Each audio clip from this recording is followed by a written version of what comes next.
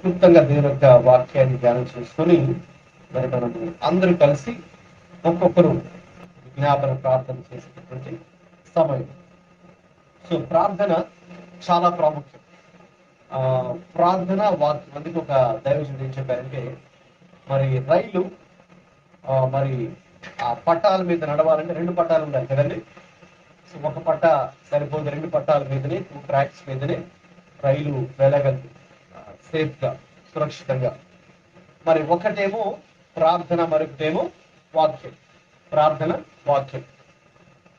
ఆ 2 రైలు పట్టాలు ఉన్నప్పుడే ట్రైన్ ఎలాగైతే సురక్షితంగా వెళ్తుందో మన జీవితాల్లో కూడా అవి 2 చాలా ప్రాముఖ్యమైనవి. అలాగే మనం కూడా ఉచ్ఛ్వాస విశ్వాసం తీసుకుంటాం కదా. సో దానివల్లనే మనం బ్రతుకుతూ ఉన్నాం, ప్రాణాలతో ఉన్నాం. ఉచ్ఛ్వాస విశ్వాసం తీసుకోకపోతే మరి మనం కూడా చనిపోతాం. కాబట్టి ఆ ఉచ్ఛ్వాస విశ్వాసం ఎలాగైతే 2 మనకు ప్రాముఖ్యమైనవో, ప్రార్థన వాక్యము అనేది కూడా మన జీవితానికి చాలా చాలా ప్రాముఖ్యమైనవే.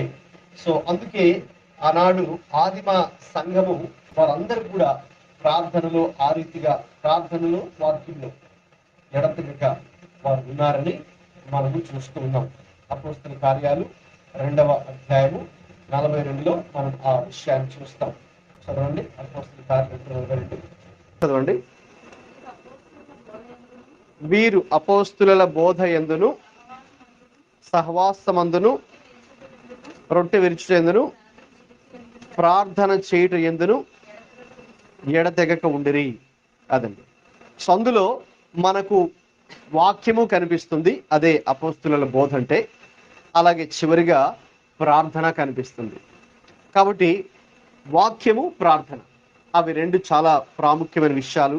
విశ్వాసులుగా మనం ఎలాగైతే ప్రతిరోజు విశ్వాసం తీసుకుంటూ ఉన్నామో అవి 2 ప్రాముఖ్యమైనవి.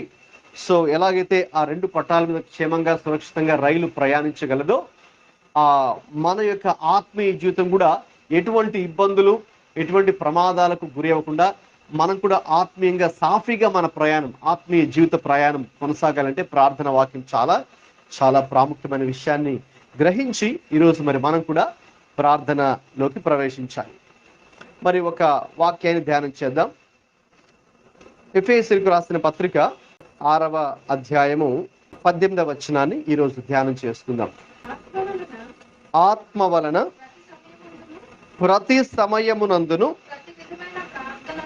ప్రతి విధమైన ప్రార్థనను విజ్ఞాపనను చేయుచు ఆ విషయమై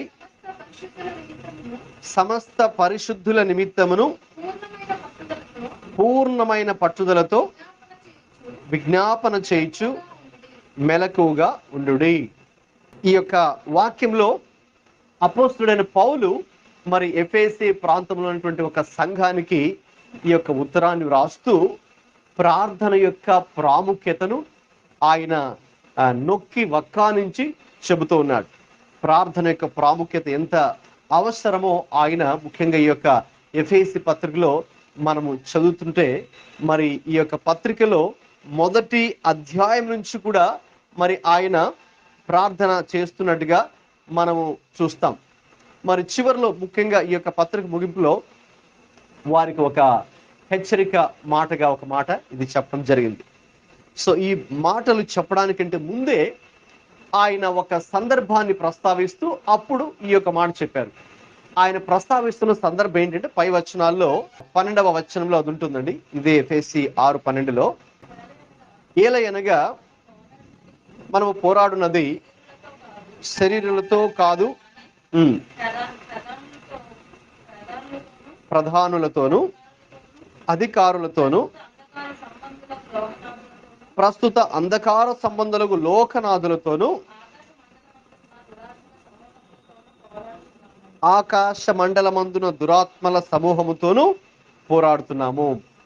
ఇక్కడ ముందు చదువుకున్న వచనంలోనేమో మనము ప్రతి సమయమందు ప్రతి విధమైన ప్రార్థన చేయాలి అని ఆయన చెప్పారు. అయితే ఎందుకు ప్రతి సమయమందు ప్రతి విధమైనటువంటి ప్రార్థన చేసి లేక పూర్ణమైన పట్టుదలతో ఎందుకు విజ్ఞాపన చేసి మెలకువగా ఉండాలని చెప్పారో దానికి కారణము ఇక్కడ ముందు వచనంలో ఆయన 12లో ఆయన చెప్పారు. ఎందుకు ప్రతి విధమైన ప్రార్థన చేయాలి? ఎందుకు అన్ని సమయాలందు ప్రార్థన చేయాలి, ఎందుకు పూర్ణమైన పట్టుదలతో ప్రార్థన చేయాలి, ఎందుకు మెలకువగా ఉండాలి. 12లో ఆ వచనం స్టార్టింగ్ కూడా ఎలా ఉంటుందంటే ఎలా అనగా అంటే ఎందుకంటే అని అర్థం. ఎందుకంటే మనము పోరాడున్నది ఎవరితో కాదండి, శరీరులతో కాదు, ఫుట్ నోట్స్ లో రక్త మాంసములతో కాదు అని ఉంది. అంటే ఈరోజు మనము విశ్వాసులకు ఒక పోరాటం ఉంది. మనం తెలిసినా తెలియకపోయినా, మనం ఇష్టపడినా ఇష్టం లేకపోయినా, మనము ప్రతిరోజు కూడా మనలో ఒక పోరాటము, ఒక బ్యాటిల్, ఒక యుద్ధము జరుగుతుంది. సో ఈ పోరాటము, ఈ యుద్ధము ఎవరితో జరుగుతుంది అని ఆలోచిస్తే మనుషులతో కాదు. ఈ లోకంలో ఉన్నటువంటి వ్యక్తులు, మనుషులు, మన స్నేహితులు, మన బంధువులు, మనతో కలిసి జీవించేవారు, మనతో కలిసి పని చేసేవారు, మనతో కలిసి చదువుకునేవారు, వాళ్ళు కాదు. మనం అనుకుంటాము ఫలానా వ్యక్తి నాకు శత్రువు, ఫలానా వ్యక్తి నాకు శత్రువు, ఫలానా వ్యక్తి నాకు కీడు చేశాడు, ఫలానా వ్యక్తి నాకు అగెన్స్ట్ గా మాట్లాడుతున్నారు, లేకపోతే నా గురించి నెగిటివ్ గా చెప్తున్నారు, వీళ్ళు నా శత్రువులు, ఫలానా వాళ్ళు అని అనుకుంటాం. కానీ వాస్తవంగా అయితే మనుషులు ఎవరు మనకు శత్రువులు కాదు, శత్రువులుగా ఉండకూడదు కూడా. అయితే మనందరికి ఉన్నటువంటి ఒక కామన్ ఎనిమీ ఎవరంటే సాతాన్. ఆ విషయాన్ని ఇక్కడ 3-4 విధానాలు పౌలు గారు చెప్తున్నారు ఇక్కడ. సో ఎవరు అతనంటే ప్రధానులతోనూ అధికారులు. సో కాబట్టి మీరు ప్రధానులు, అధికారులు మళ్ళీ వీళ్ళు మనుషులు అనుకుంటారేమో, మనుషులు కాదు. సో ఈ ప్రధానులు ఎవరు, అధికారులు ఎవరంటే ప్రస్తుత అంధకార సంబంధులకు లోకనాథులు, లేదంటే ఆకాశ మండలం అందున్న దురాత్మల సమూహము.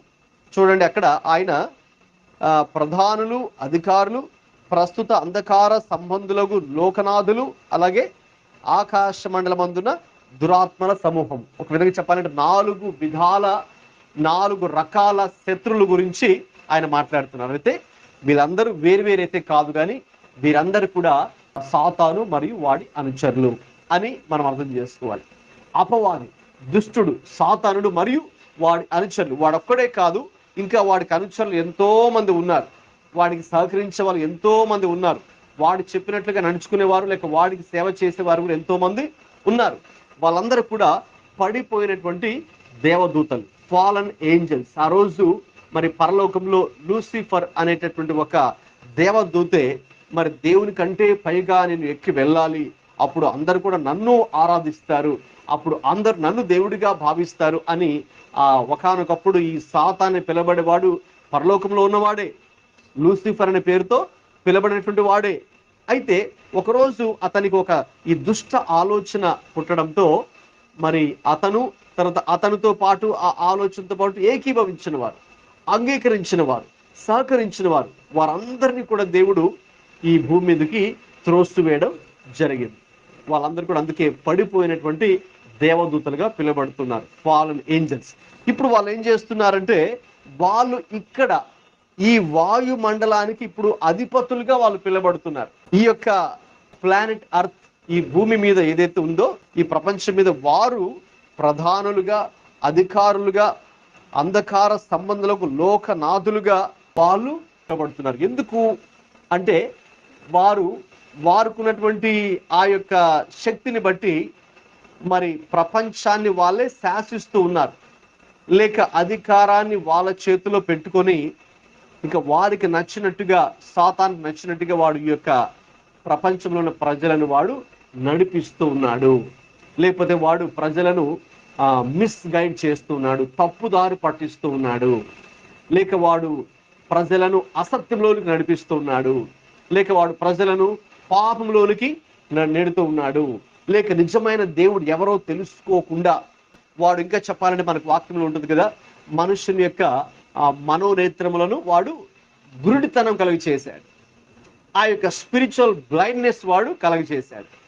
ఇక ఆ యొక్క ఆత్మీయ గురుడితనంతో ప్రజలు వాళ్ళు ఏం చేస్తున్నారో వాళ్ళు తెలియట్లేదు, ఎక్కడికి వెళ్తున్నారో, ఎక్కడికి ప్రయాణం చేస్తూ వెళ్తున్నారో వాళ్ళు తెలియట్లేదు. ఈ జీవిత కాలం అంతా అసలు దేనికోసం ప్రాకులాడుతున్నారు, దేన్ని సంపాదించుకోవడానికి ప్రయత్నిస్తున్నారు, దేన్ని వాళ్ళు సాధించడానికి వాళ్ళు ముందుకు పరిగెడుతున్నారో ఎటువంటి గురి గమ్యము లేకుండా, మరి ముఖ్యంగా ఆత్మీయ విషయాల్లో ఎటువంటి గురి గమ్యము లేకుండా, మరి ముఖ్యంగా దేవుని విషయాల్లో ఎటువంటి స్పష్టత, గురి గమ్యము లేకుండా మనం అసలు ఏ దేవుణ్ణి ఆరాధిస్తున్నాము, మనం అసలు నిజమైన దేవుణ్ణే ఆరాధిస్తూ ఉన్నామా? సృష్టికర్త అనే దేవుణ్ణే మనం గ్రహించి ఆ దేవుణ్ణే స్మరిస్తూ ఆ దేవుణ్ణే ఆరాధిస్తున్నామా, లేదంటే సృష్టిని పూజిస్తూ ఉన్నామా అనే ఆలోచన కూడా చేయకుండా గుడ్డిగా అలాగే జనాలు ఎందుకు వెళ్తున్నారంటే ఆ గురుడితనం ఎలా వచ్చింది? అపవాది ఈ గురుడితనాన్ని కలుగజేశాడు కాబట్టి. అపవాది అయిన సాతానుడు మరియు వాడి అనుచరులు, ఇప్పుడు ఇక్కడ ఈ వచనంలో ఉంది కదండి, వీళ్ళందరూ కూడా 4 విధాల దురాత్మల సమూహము. సో ఆ దురాత్మల సమూహము మరి ఆయా విధాలుగా ప్రజలను మోసం చేస్తూ ప్రజలకు ఆత్మీయ అంధత్వం, ఆత్మీయ గురుడితనం కలిగించడం జరుగుతుంది.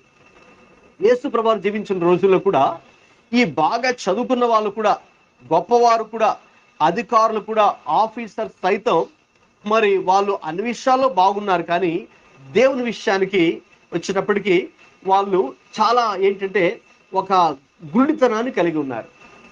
మరి దేవుని విషయానికి వచ్చేటప్పటికి ఒక అంధత్వం.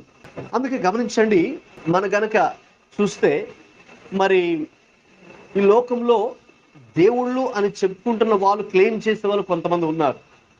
సో అటువంటి వాళ్ళ దగ్గరికి గొప్ప గొప్ప వాళ్ళు కూడా వెళ్ళిపోయి మరి అక్కడ వాళ్ళు సాష్టాంగపడి మరి అక్కడ మరి నమస్కారం చేసేవాళ్ళు. ఆ రోజుల్లో ఒక విషయాన్ని గమనించేవాడిని ఏంటంటే, మరి మన దేశానికి ప్రైమ్ మినిస్టర్గా ఉన్నటువంటి డాక్టర్ మన్మోహన్ సింగ్ మీకు తెలుసు కదండి. సో ఆయన మంచి విద్యావేత్త, మంచి పేరు కలిగిన వాడు కూడా, చాలా మంచి వ్యక్తి, ఓకే, చాలా తెలివి ఉన్నటువంటి వ్యక్తి. ఆయన విదేశాల్లో కూడా చదువుకొని మరి ఇక్కడికి వచ్చి మరి ప్రైమ్ మినిస్టర్గా ఆయన అది కూడా 2 సార్లు ఆయన ప్రైమ్ మినిస్టర్గా చేశారు. అయితే అటువంటి వ్యక్తి కూడా మరి ఎప్పట్లో నేను ఏం చూసేవానంటే ఆ పుట్టపర్తి సాయిబాబా దగ్గరికి అతని దగ్గరికి చాలా మంది ఇలాగే వెళ్ళిపోయి ఆయన దేవుడని ఆయన కాళ్ళ మీద పడిపోయి సాష్టాంగ నమస్కారం చేసేవాళ్ళు, రైట్. సో అయితే మరి ఆయన దేవుడా చెప్పండి? ఆయన దేవుడు కాదు, మనిషే, సాధారణ మనిషే. ఇంకా సాధారణమైన మనిషి కూడా కాదు, చాలా ఘోరాలు నేరాలు చేసిన వ్యక్తి కూడా ఆయన. మా దదే జిల్లా కాబట్టి అయితే అవేవి బయటికి రానివ్వకుండా వాళ్ళు ఇది చేశారు. చెప్పాలంటే అతను ఒక క్రిమినల్, ఆయన ఒక నేరస్తుడు, రైట్. సో ఒక నేరస్తుడిని పట్టుకొని వీళ్ళు దేవుడిని సాష్టాంగపడి ఏకంగా లండన్లో చదువుకొని గొప్ప విద్య చదువుకొని దేశానికి ప్రధానమంత్రి ఉన్న వ్యక్తి వెళ్ళిపోయి ఇలాగా సాష్టాంగపడి నమస్కారం చేస్తున్నాడు ఏంటి అని అనిపించింది. సో అప్పుడు వాక్యంలో ఉన్న విషయం కరెక్టే. ఎందుకంటే మరి ఈ లోక సంబంధమైన, ఈ యుగ సంబంధమైన దేవత సాతాను, అపవాది మానవుని మనోనేత్రానికి ఏం కలిగి చేసిందండి? గురుడితనం, స్పిరిచువల్ బ్లైండ్నెస్. అంటే ఈ లోకపరంగా ఆయన డాక్టర్ మన్మోహన్ సింగ్ గొప్ప విద్యావేత్త, ఆర్థిక శాస్త్రం మీద ఆయనకు మంచి పట్టుంది. అందులో ఆర్థిక శాస్త్రం మరి ఆయన డాక్టరేటు, అది కూడా యూకే లండన్లో మరి ఆయన చదివాడు. కాబట్టి ఆయనకున్నటువంటి ఆ యొక్క తెలివిని, ఆ నాలెడ్జ్ బేస్ చేసుకుని మన యొక్క ఇండియాని బాగా పరిపాలించి ఆర్థికంగా ఎదుగుదల చెందడానికి కూడా ఓకే కొంతమంది ఉపయోగపడింది. అయితే ఆత్మీయ విషయానికి వచ్చేటప్పటికి మరి ఆయన వెళ్ళిపోయి ఒక మనిషి ముందు సాగిలపడి సాష్టాంగపడి నమస్కారం చేస్తున్నాడు. ఇంకా ఆయన ఏం చెప్తే అది ఇంకా ఆయన వినేస్తూ ఉన్నాడు, అది ఇంకా ఆయన అలాగా చేసేయడానికి సిద్ధంగా ఉన్నాడు. సో ఎందుకు మరి అక్కడికి వచ్చేటప్పటికి ఆత్మీయత లేక దేవుడు లేక ప్రార్థన, ఆత్మ, పరలోకము, నరకము అనే విషయాలకు వచ్చినప్పుడు మాత్రం ప్రజలు ఆలోచించడం లేదు, గుడ్డిగా అలాగా ఏదో చేసేసుకుంటూ వెళ్ళిపోతూ ఉన్నారు. ఎందుకంటే మనం చూసినట్టుగా అపవాది వాడు ఎప్పుడైతే ఈ భూమి మీద పడద్రోయబడ్డాడో, ఫాలన్ ఏంజల్స్, అపవాది మరియు వాడి యొక్క లూసిఫర్ మరియు వాడి యొక్క అనుచరులు, వాడితో వాడి ఆలోచనతో ఏకీభవించిన వారు, వాడి ఆలోచనకు అంగీకరించిన వారు, వారి ఆలోచనకు సహకరించిన వారు అందరూ కూడా పడద్రోయబడ్డారు. అది మనకి యెషయా గ్రంథం 14వ అధ్యాయంలో కూడా మనకు కనిపిస్తుంది. సో అందుకే ఇక్కడ ఎఫెసీ 6:12లో ఈ 4 విధాల శత్రువులు మనం ఇప్పుడు చూస్తూ ఉన్నాం. ప్రధానులు, అధికారులు, ప్రస్తుత అంధకార సంబంధులకు లోకనాథులు, అలాగే ఆకాశ మండలం అందున్నటువంటి దురాత్మల సమూహముతో ఈరోజు మనము పోరాడుతూ ఉన్నాము. కాబట్టి విశ్వాసులుగా ఒకటి మనం గుర్తుంచుకోవాలి, మనకు ఏదైనా ఒక వ్యక్తిగత సమస్య వచ్చిందనుకోండి, అంటే ఒక వ్యక్తి ద్వారా, అది మన ఇంటి వారి ద్వారా కావచ్చు, మన బంధువుల ద్వారా కావచ్చు, మన స్నేహితుల ద్వారా కావచ్చు, మీరు ఎక్కడైతే జాబ్ చేస్తున్నారో అక్కడ నుంచి కావచ్చు, మీరు ఎక్కడైతే నివాసం ఉంటున్నారో అక్కడ నైబర్, మీ యొక్క ఇరుగు పొరుగు వారి ద్వారా కావచ్చు, ఏదో ఒక చిన్న గొడవ వచ్చింది అనుకుందాం, ఒక మిస్అండర్స్టాండింగ్ వచ్చింది, లేకపోతే ఒక ఇబ్బందికరమైన పరిస్థితి ఎదురైంది అనుకుందాం. ఎవరైనా మనల్ని అలా ఒక మాట ఏదో అలాగా అనరాని మాట ఏదో అన్నారనుకుందాం. సో సాధారణంగా మనం ఏం చేస్తామంటే, ఇంకా వాళ్ళు ఇలా మాట్లాడారు కదా అని మనం కూడా ఏం చేస్తామంటే, ఇంకా మనం వాళ్ళ మీదకి గొడవకి వెళ్ళిపోతుంటాం. లేకపోతే ఇంకా మనల్ని మనం డిఫెండ్ చేసుకోవడానికి ఇక మనము ఆర్గ్యుమెంట్లోకి వెళ్ళిపోతుంటాం. మనం ఆ విషయాన్ని వాళ్ళకు ప్రూవ్ చేయాలని మనం ఏం చేస్తామంటే, ఇంకా వాళ్ళతో ఆర్గ్యుమెంట్లు పెట్టేసుకొని, ఓకేనండి, మరి వాళ్ళతో వాదనకు దిగి, వాళ్ళతో గొడవకు దిగి, రైట్, ఇంకా ఎక్స్ట్రీమ్ స్టెప్స్ కూడా ఇంకా వెళ్ళిపోతుంటారు. ఎందుకంటే మరి వాళ్ళు ఇలా అన్నారు, లేకపోతే వాళ్ళు ఇలాగా చేశారు, వాళ్ళు ఇలాగ అన్నారు. అయితే ఒకటి ఏంటంటే, వారు చేసిన మాట వాస్తవమే కావచ్చు, అయితే ఇంకా వాస్తవమైన మాట ఏంటంటే, వారి ద్వారా ఆ మాట పలికించింది, ఆ పని చేయించింది, అలాగా చేసింది ఎవరు? సాతానుడు. ఓకే, ఈ ఎఫెసీ 6:12 అదే మనం చూస్తున్నాం. అంటే వాడికి ఆ అధికారం ఉంది, అందుకే వాడు వాయుమండల అధిపతిగా పిలువబడుతున్నాడు. ఎందుకంటే ఇంకా పూర్తి స్థాయిలో వాడి శక్తి ఇంకా బంధించబడలేదు. అది రాబోయే రోజుల్లో జరగబోతోంది.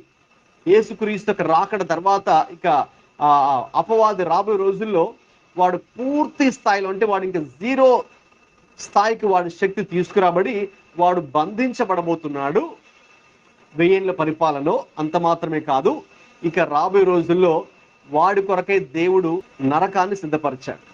వాస్తవంగా నరకం అనేది మనుషుల కోసం దేవుడు చేయలేదు. ఎవరి కోసం చేశారని? మరి సాతాను కోసం, సాతాను మరియు వాడి అనుచరుల కోసం, fallen angels, Lucifer and fallen angels. So వాడి కోసం ఆ యొక్క భయంకరమైన నరకాగ్ని దేవుడు సిద్ధపరిచాడు. మనుషుల కోసం దేవుడు చేయలేదు. సో మన కోసం దేవుడు చేశాడని ఇప్పుడు అనుకోకండి. అయితే వాడి కోసం అది చేయబడింది. అయితే ఇప్పుడు వాడేం చేస్తున్నాడు? ఈ భూమి మీద ఉన్నటువంటి ప్రజలందరినీ కూడా వాడు ఇలాగ ఆత్మీయ అంధత్వాన్ని కలుగు చేసి, స్పిరిచువల్ బ్లైండ్నెస్ వాడు క్రియేట్ చేసి, ఒక్కొక్కరిని ఒక్కొక్క విధంగా వాడు తెలుసు. ఒక్కొక్కరిని, ఓకేనా, ఈ వ్యక్తిని ఎలా మోసం చేయాలో ఆ ట్రిక్ వాడికి తెలుసు. లేకపోతే ఇంకొక వ్యక్తిని ఎలా మోసం చేయాలో, ఇంకొక వ్యక్తిని ఎలా మోసం చేయాలో, ఇంకొక వ్యక్తిని ఎలా మోసం చేయాలో వాడికి ఆ యొక్క కుయుక్తితో వాడు ఏం చేస్తున్నాడంటే, ఆ రీతిగా మోసం చేసి ఆత్మీయ అంధత్వాన్ని మనకు కలుగ చేసి, ఇంకా మనము దేవుని యొద్దకు వెళ్ళకుండా, లేక దేవునిలో మరి మనము దేవునితో సహవాసం కలిగి లేకుండా, ఇక దేవుని మార్గంలో కాకుండా, సత్యమైన మార్గంలో కాకుండా, సత్యమైనటువంటి బోధలో కాకుండా, వాక్యానుసారమైనటువంటి జీవితంలో కాకుండా, ఒక మాట చెప్పాలంటే అసలు దేవుని మార్గం కాకుండా వాడిక పక్కదారి వాడు పట్టించడానికి రెడీగా ఉన్నాడు. అందుకే ఆ రోజు ఏదైనా తోటలో అసలు మొట్టమొదటిగా మరి సాతాను వచ్చి మరి హవ్వతో మాట్లాడినప్పుడు వాడు ఏం చెప్పాడంటే, దేవుడు ఇలా చెప్పాడా, అందుకే మీరు ఈ పండు తినకుండా ఉంటూ ఉన్నారా? అయితే ఏం కాదు, మీరు తినచ్చు, ఇంకా మీరు తింటే మీరు అసలు మీ కళ్ళు తెరుచుకుంటాయి, మీ జ్ఞానం వచ్చేస్తుంది, ఇంకా మీరే దేవుళ్ళు అయిపోతారు అని వాడు అబద్ధాలు చెప్పడం స్టార్ట్ చేశాడు. అప్పటిదాకా దేవుడేమో ఒక సత్యం చెప్పి, ఇది సత్యము, మీరు ఈ పండు తినవద్దు, ఇవన్నీ తినండి, మీకు స్వేచ్ఛనిస్తున్నాను, మీ స్వేచ్ఛని నేను తీసుకోవట్లేదు, అందుకే ఏదంటే దేవుడు మనకు ఫ్రీడమ్ ఇచ్చాడు, స్వేచ్ఛను, స్వాతంత్రాన్ని ఇచ్చాడు. అయితే ఇది చేయొద్దు అనే ఒక షరతు కూడా దేవుడు చెప్పాడు. అది చేస్తే ఏం జరుగుతుందో కూడా దేవుడు చెప్పాడు స్పష్టంగా. ఆ పండు మీరు తిన్న దినమున మీరు చనిపోతారని దేవుడు చెప్పాడు. అయితే వాడు వచ్చి అపవాది ఒక రోజు వచ్చి మరి హవ్వతో అలాగన్నాడు, సో దేవుడు ఇలా చెప్పాడా మీరు తినకూడదని, అయితే మీరు తినొచ్చు, ఏమీ కాదు, ఇంకా చెప్పాలంటే మీ కన్నులు తెరుచుకుంటాయి, మీకు జ్ఞానం వచ్చేస్తుంది, మీకు వివేచన వస్తుంది, ఇక మీరే గొప్ప వాళ్ళు అయిపోతారు, మీరే ఇంకేకంగా దేవుళ్ళలాగా మారిపోతారని చెప్పేటప్పటికి ఇంకా ఆ హవ్వ అవన్నీ కూడా ఊహించేసుకొని అప్పటిదాకా దేవుడు చెప్పినటువంటి ఆ సత్యాన్ని పక్కన పెట్టేసి ఒక్కసారిగా అపవాది చెప్పినటువంటి ఆ అబద్ధాన్ని నిజంగా భావించి ఇక వెంటనే ఆమె పండు తీసుకోవడం, పండు తినేయడం, అంతమాత్రం కాకుండా భర్తకు కూడా ఆదాం కూడా ఇవ్వడం, మరి అతను కూడా ఏమాత్రం ఆలోచించకుండా, ఏమాత్రం దేవుడు చెప్పిన మాటల మీద కొంచెం అతను దృష్టి పెట్టకుండా అలాగ గుడ్డిగా, సో ఆ గుడితనం, ఆలోచించని ఆ తనం, లేక ఆ తొందరపాటుతనం, లేకపోతే ఆ స్వార్థంగా ఆలోచించేటటువంటి ఆ యొక్క ఆలోచన, ఇవన్నీ కూడా ఎవరి దగ్గర నుంచి వచ్చాయండి? అపవాది దగ్గర నుంచి వచ్చాయి. అపవాది అవన్నీ కలిగిస్తాడు, ఒక్కొక్కటి కలిగించి ఆ కన్ఫ్యూజన్, రైట్, ఆ క్లారిటీ లేని స్థితి, స్పష్టత లేనటువంటి స్థితి, లేకపోతే ఆ యొక్క తొందరపాటు స్వభావం, రైట్, లేకపోతే ఆ యొక్క క్షణికావేశంలో తీసుకునే నిర్ణయాలు కదండి. ఈ రోజుల్లో మీరు కనుక జైల్లోకి వెళ్ళి జైల్లో ఉన్నటువంటి ఆ యొక్క ఖైదీల్ని మీరు కనుక ఇంటర్వ్యూ చేస్తే కనుక వాళ్ళు చెప్తారు చాలా మంది, ఇదిగోనండి నాకు ఆ క్షణికావేశంలో ఇలాగా నేను చంపేశానండి, తర్వాత నేనే బాధపడ్డానండి. అయితే ఇప్పుడు బాధపడిన అవకాశం మరి ఛాన్స్ లేదు కదా, తప్పు చేశాను కాబట్టి, మరి ఇంకా నేరం చేశాను కాబట్టి శిక్ష విధించవలసిందే, అందుకే నేను ఇప్పుడు ఆ శిక్ష ఎదుర్కొంటున్నాను. సో ఆ యొక్క క్షణికావేశం, ఆలోచించలేనటువంటి స్థితి, ఒక్కసారిగా మైండ్ అంతా బ్లర్గా మారిపోవడం, సో ఇవన్నీ క్రియేట్ చేసేది అపవాది. సో వాడు ఈ యొక్క ప్రధానులు, అధికారులు, ప్రస్తుత అంధకార సంబంధులు, లోకనాథులు, ఆకాశ మండలమందున దురాత్మల సమూహము ఇటువంటి పరిస్థితులను మనకు కలిగిస్తూ ఉన్నాయి. అందుకే మనకు అక్కడ రాయబడింది, మన పోరాటము ఇక మనుషులతో కాదు, వాళ్ళతో, వీళ్ళతో, మన బంధువులతో, మన స్నేహితులతో, లేకపోతే మనల్ని ఇబ్బంది పెడుతున్న వారితో కాదు. ఎందుకంటే వారి వెనుక చేయిస్తుందేమో అపవాది, వాళ్ళు కాదు. వాళ్ళైతే మాట్లాడుతున్నారు ఆ మాటలు, అయితే వాళ్ళని ప్రేరేపించి చేసేది ఎవరండి? అపవాది, దుష్టుడు, లేక వాడి యొక్క అనుచరులు, ఈ దురాత్మల సమూహం ఉంది. ఇది ఒక మామూలు ఏదో ఒక వ్యక్తి అనుకుంటా మనం కాదు, కానీ సమూహం, మన బహుశా లెక్క పెట్టలేనంత సమూహము వాడుకుంది, వాడికి సైన్యము వాడి యొద్ద ఉంది.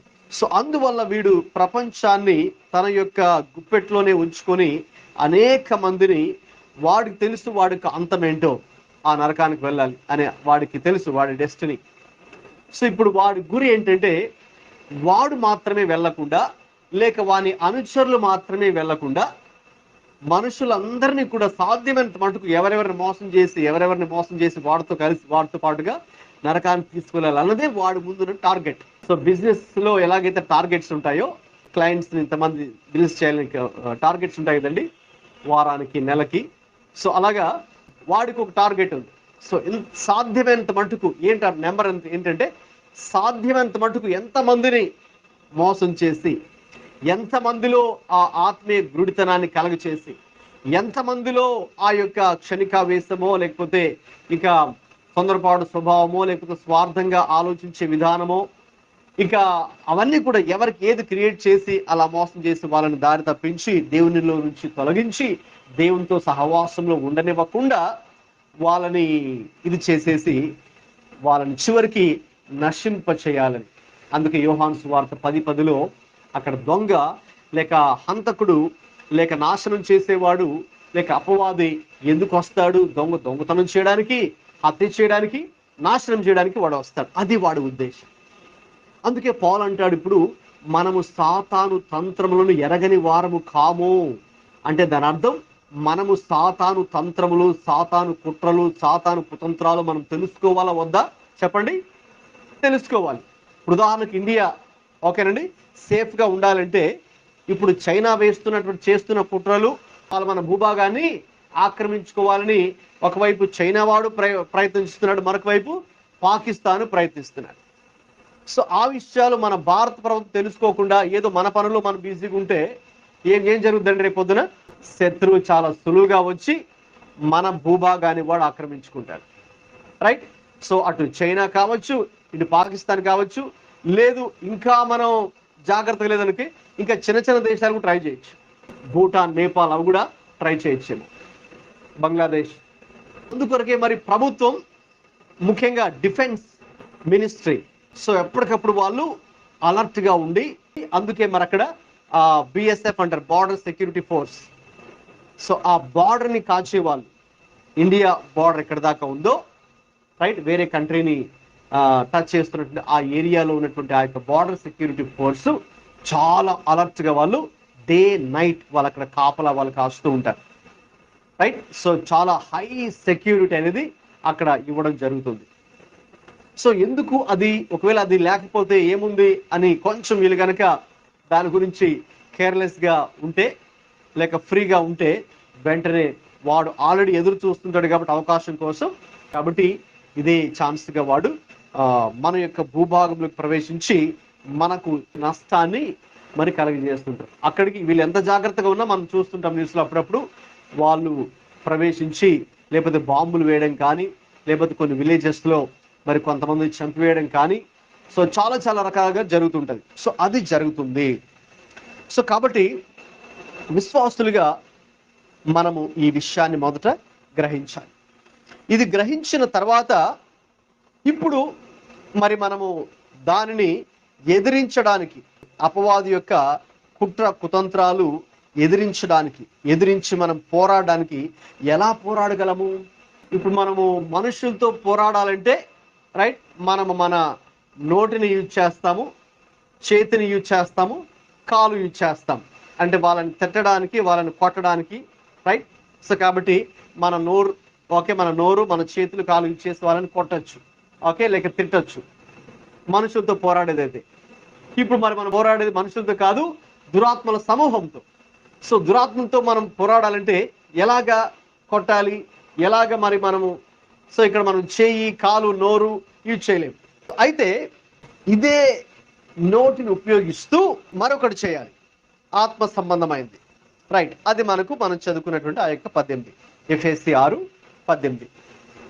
ఇప్పుడు మరి మనము శరీరంతో కాదు కాబట్టి మనం పోరాడేది. అందుకే ఆ ఎఫెసీ పత్రిక 6:18లో ఫస్ట్ వర్డ్ ఏముందండి? మొదటి పదము తెలుగులో అయితే ఆత్మ వలన అని ఉంది కదండి.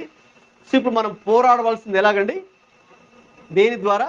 మన శరీరంతో కాదు, సో మన చెయ్యి, మన కాలుతో కాదు, ఆత్మ ద్వారా మాత్రమే ఇది సాధ్యం. ఆ ఆత్మ అనేది మీ బైబిల్ ఎలా ఉంది? చిన్న అక్షరాలు కాదు, ఎలా ఉందండి?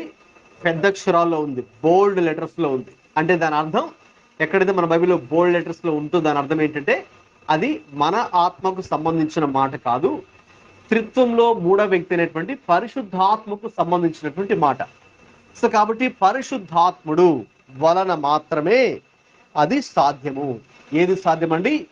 సాతానుతో పోరాటం ఆత్మ ద్వారా మాత్రమే సాధ్యము. అందుకే ఇది ఇంకా మన శక్తి, మన బలము కాదు. అందుకే ఇక పరిశుద్ధాత్మ శక్తి, పరిశుద్ధాత్మ బలము, పరిశుద్ధాత్మ నడిపింపు, పరిశుద్ధాత్మ సహాయం మనకు కావాలి. ఎంతగా అది అవసరం అంటే చివరికి యేసు ప్రభు వారికి సైతం అది అవసరమైంది. ఆయన కూడా ఈ భూమి మీద ఉన్నటువంటి రోజుల్లో 40 రోజులు ఉపవాసం ఉండి ప్రార్థన చేసినప్పుడు ఆయనకు కూడా ఎవరి సహాయం అవసరమై ఉన్నదో చూడండి. మత్తయి సువార్త 4వ అధ్యాయము 1వ వచనం చదవండి.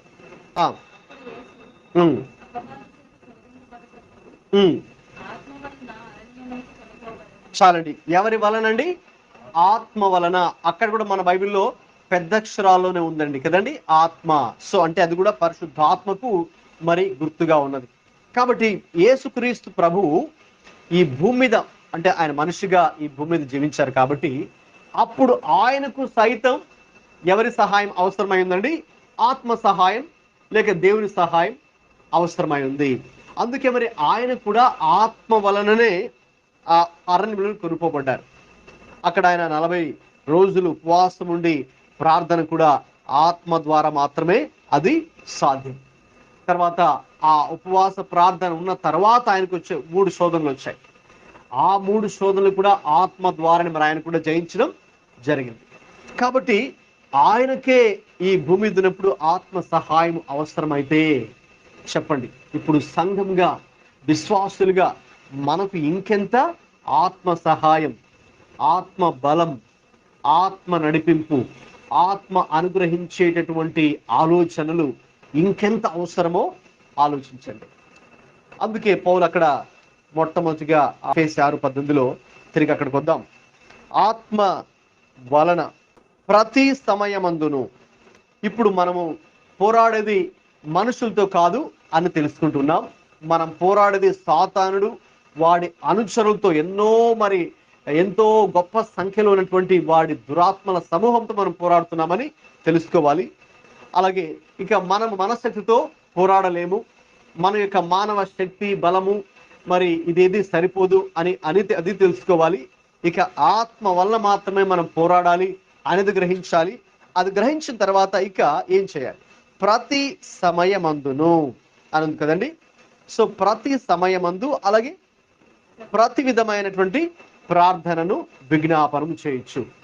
ఇప్పుడు ఆ యొక్క దురాత్మల సమూహాన్ని మరి మనం ఎదిరించడానికి ఏం చేయాలంటే ఇక ప్రతి సమయమందు. ఎందుకు ప్రతి సమయమందు?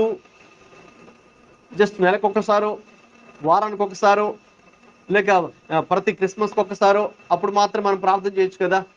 సంవత్సరానికి ఒకసారి ప్రార్థన చేయొచ్చు కదా. ఎందుకు అలా చేయకూడదు? ఎందుకు ప్రతి సమయం ప్రార్థన చేయాలి?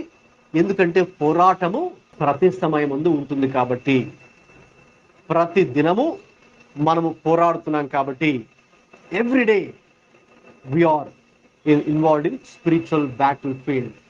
ఈ స్పిరిచువల్ వార్ఫేర్ అనేది ప్రతిరోజు జరుగుతుంది కాబట్టి, ప్రతిరోజు ఉంది కాబట్టి ప్రతి సమయమందు ప్రతి విధమైనటువంటి ప్రార్థన విజ్ఞాపనము మనము చేయాలి. గమనించండి, ప్రతి విధమైన ప్రార్థన అంటే ప్రార్థనలు కూడా అనేక రకాలు ఉన్నాయి. దేవుని చిత్తమైతే రాబోయే రోజుల్లో మరి మనం ఇలాగ 2వ శనివారం ఉపవాస ప్రార్థనలు కూడుకున్నప్పుడు ఎన్ని విధాల ప్రార్థనలు మనం బైబిల్లో మనం చూస్తామో నేను వాటి మీతో పంచుకోవడం జరుగుతుంది. అనేక విధాల ప్రార్థనలు మరి మనం దేవుని స్తుతించే స్తుతిస్తాము. ప్రార్థనలోనే మరి మన యొక్క ప్రతి పాపాలు అతిక్రమాలు ఒప్పుకుంటాము. ప్రార్థనలోనే సాతాను శక్తుల్ని బంధించేది కూడా మరి ప్రార్థనలోనే మరి ఇతరుల కోసం, అవసరతలో ఉన్న వారి కోసం లేక సంఘం కోసం మరి విజ్ఞాపన ప్రార్థన అంటే ఇతరుల కోసం చేసే ప్రార్థన ఉంటుంది. ప్రార్థనలోనే మరి మనము పెనుగులాడి పోరాడుతూ పట్టుదలతో చేసే ప్రార్థన ఉంది. ప్రార్థనలోనే ఇంకా దేవుని కనికరం కోసం చేసేటటువంటి ప్రార్థన ఉంది. అలాగే ప్రార్థనలోనే ఒక డిక్లరేషన్ అంటే ఇది మనం నమ్ముతున్నాము అని మనం చెప్పేటటువంటి ఒక డిక్లరేషన్ ప్రార్థనలో ఉంటుంది. ఇలాగా ఇంకా చాలా ఉన్నాయి. బైబిల్లో అనేక విధాల ప్రార్థనలు కూడా మనకున్నాయి. అయితే ఇప్పుడు మనము అన్ని చేయాలి. అందుకే మనం ప్రార్థనను సమిష్టిగా అర్థం చేసుకోవాలి. You need to understand prayer as the whole in a balanced way. అన్ని మనము ప్రార్థనలో మనము చేయాలి. తర్వాత ఇక ఆ విషయమై సమస్త పరిశుద్ధుల నిమిత్తము పూర్ణమైన పట్టుదలతో విజ్ఞాపన చేయించు మెలకువగా ఉండుడి అని మనకు రాయబడింది. కాబట్టి ఈ రోజున మనము ఆ పని చేయడానికి ఇక్కడికి వచ్చాము. సమస్త విధమైన ప్రార్థన విజ్ఞాపనం చేయడానికి ఎవరి కొరకు? ఆ విషయమై సమస్త పరిశుద్ధుల నిమిత్తం, విశ్వాసుల నిమిత్తం, సంఘము నిమిత్తం, ప్రతి కుటుంబము నిమిత్తం, మన కుటుంబంలో ఉన్నటువంటి చిన్నపిల్లలైనా యవనస్తులైనా పెద్దవారైనా రక్షణలోకి ఇంకా పూర్తిగా రాని వారైనా మారు మనసు అనుభవం లేని వారి కొరకైనా నామకార్థ క్రైస్తవం జీవించే వారి కొరకు కానీ వేషధారణతో జీవించేటటువంటి వారి కొరకు కానీ మరి నిజమైనటువంటి యథార్థమైన విశ్వాసము భక్తి లేకుండా పేరుకు ఏదో క్రైస్తవులు అని చెప్పుకున్నటువంటి వారి కొరకు కూడా ఇక అన్ని విధాలుగా మరి ప్రార్థన చేయడానికే ఇక్కడ మనం వచ్చి ఉన్నాం. కాబట్టి అది చాలా ప్రాముఖ్యమైనది. అది ప్రభు యొక్క ఆజ్ఞ. సంఘానికి ఒక ఆజ్ఞగా ఇక్కడ ఎఫెసీ సంఘానికి పౌలు ఒక ఆజ్ఞగా చెప్తున్నారు. ప్రతి విధమైన ప్రార్థన విజ్ఞాపనం చేయొచ్చు. ఆ విషయమై సమస్త పరిశుద్ధుల నిమిత్తము పూర్ణమైన పట్టుదలతో. ఈ ప్రార్థనలో ఎందుకు ప్రార్థించాలి, ఎవరి కోసం ప్రార్థించాలి, ఎలా ప్రార్థించాలో కూడా పౌలు గారు చెప్తున్నారు. ఎలా ప్రార్థించాలండి? పూర్ణమైన పట్టుదల.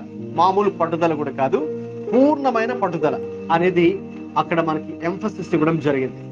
అంటే ప్రార్థనలు చేస్తాము, అయితే ఏది అవసరం అండి, ఎలా ప్రార్థించాలని? పూర్ణమైన పట్టుదలతో విజ్ఞాపనం ప్రార్థన చేయాలి. ఎందుకు అది అవసరం అంటే, మనం కొన్నిసార్లు 1, 2 సార్లు 3, 4 సార్లు ప్రార్థన చేస్తాం ఒక విషయం గురించి కదండి. మరి ఏమాత్రం కూడా రెస్పాన్స్ ప్రభు దగ్గర నుంచి రాకపోయేటప్పటికి మనం కొంచెం డిస్కరేజ్ అవుతాం కదండి. సో తర్వాత కొంచెం డిసప్పాయింట్ అవుతాం, కొంచెం విసుగు వస్తుంది, we get frustrated at times. ఇంక తర్వాత ఇంకెందుకు ప్రార్థించాలి, ఎందుకంటే ఎన్నిసార్లు ప్రార్థన చేస్తే కూడా మరి ఆయన ఏమి మరి నా ఫైల్ కదలట్లేదు, లేకపోతే ఏ రెస్పాన్స్ రావట్లేదు అన్నట్టుగా ఒక విధమైన నిరుత్సాహము మనలో వచ్చి వి గివ్ అప్ ప్రేయింగ్, ఇంకా ప్రార్థించడమే ఆపేస్తాం. మరి అందుకే కొంతమంది చాలా ఆసక్తిగా కొన్నిసార్లు చర్చ్ కూడా వస్తుంటారు, తర్వాత కొన్నిసార్లు వాళ్ళలో ఉన్నటువంటి ఆసక్తి తగ్గిపోతూ ఉంటుంది, కొన్నిసార్లు వాళ్ళు మనకు చర్చిలో కూడా కనబడరు. సో అయితే ప్రభు చెప్తున్న ఆజ్ఞ కూడా ఏంటంటే, మరి మనం ఈరోజు మరి ప్రార్థన చేయాలి, విజ్ఞాపనము చేయాలి, సమస్త పరిశుద్ధుల కోసము మరి మనము ప్రార్థన చేయాలి, పూర్ణమైన పట్టుదలతో ప్రార్థన చేయాలి. కాబట్టి ప్రార్థన ఎందుకు చేయాలి, ఎవరి కోసం చేయాలి, ఎలా చేయాలో ఈ యొక్క ఎఫెసీ 6:18 రాయబడి ఉంది. ఈ విషయాన్ని మనం ఈరోజు దృష్టిలో ఉంచుకొని తప్పకుండా మరి మనమైతే విజ్ఞాపన ప్రార్థన చేయాలి. అలాగే అందరి నిమిత్తమై, సమస్త పరిశుద్ధుల నిమిత్తమై ప్రార్థన చేయాలి. ఎలా ప్రార్థన చేయాలని కూడా అండి, పూర్ణమైన పట్టుదలతో విజ్ఞాపనం చేయొచ్చు. మరి మనము మెలకుగా ఉండమనేటువంటి ఆజ్ఞ కూడా మనకు తెలియచేయబడింది. ఆ విషయాన్ని ఈ రోజున మనం దృష్టిలో ఉంచుకొని ప్రభు కూడా మనందరికీ అటువంటి కృపను అనుగ్రహించును గాక. ఆమేన్. ఎలా, ఎందుకు, ఎవరి నిమిత్తం ప్రార్థించాలో అది గ్రహింపు మనకు అందరికీ దేవుడు అనుగ్రహించును గాక. ప్రార్థన చేద్దామండి. విన్న వాక్యం కోసం ప్రార్థన చేద్దాం. థ్యాంక్ యూ లార్డ్, హల్లెలూయా. దేవా మీకు వందనాలు, స్తోత్రాలు చెల్లిస్తున్నాం ప్రభువా. నాయన ఇదిగో ప్రభువా, ఈ రోజు మీరు మీ యొక్క వాక్యం ద్వారా మాతో మాట్లాడి ఉన్నందుకు స్తోత్రాలు చెల్లిస్తున్నాం ప్రభువా. అయ్యా మరి తండ్రి, ఎందుకు ప్రార్థించాలో సంఘము మేమందరూ కలిసి వ్యక్తిగతంగానైనా కలిసి సంఘముగానైనా ప్రార్థించడం ఎందుకు అవసరమో తెలియచేశారు తండ్రి. మరి ఎలా ప్రార్థించాలో కూడా తెలియచేస్తున్నారు, ఎవరి నిమిత్తమో ప్రార్థించాలో కూడా దేవా మీరు ఈరోజు మాతో మాట్లాడినందుకు ప్రభా మీకు వందనాలు, స్తోత్రాలు చెల్లిస్తున్నాం తండ్రి. అలాగున మా అందరికీ ఆ కృపను దయచేయండి తండ్రి. ప్రభా మేము పోరాడుచున్నది అయ్యా మనుషులతో లేక రక్త మాంసములతో కాదని అయ్యా అపవాదితోను దురాత్మల సమూహములతోను ప్రభువా మేము ప్రతిదినం కూడా పోరాడుచున్నాము. కాబట్టి నాయన అందుకే మరి మేము కూడా ప్రతిదినం కూడా మరి తండ్రి ప్రార్థనలో నాయన అన్ని సమయముల యందు అన్ని విధములైనటువంటి ప్రార్థన విజ్ఞాపనములు చేత తండ్రి మేము కూడా ప్రభువా సమస్త పరిశుద్ధుల నిమిత్తమైన తండ్రి ప్రభు పూర్ణమైన పట్టుదలతో మరి ప్రార్థన విజ్ఞాపనం చేయమనేటువంటి ఆజ్ఞ మీరు మాకు ఇచ్చి ఉన్నారు. కాబట్టి ఆ ప్రకారంగా మేము చేయటకు మీరే మాకు కృపను అనుగ్రహించి నడిపించమని సమస్త మహిమ ఘనత ప్రభావాలు మీకే ఆరోపిస్తూ యేసుక్రీస్తు ప్రభువు పరిశుద్ధ నామములో ప్రార్థిస్తున్నాం తండ్రి. ఆమేన్.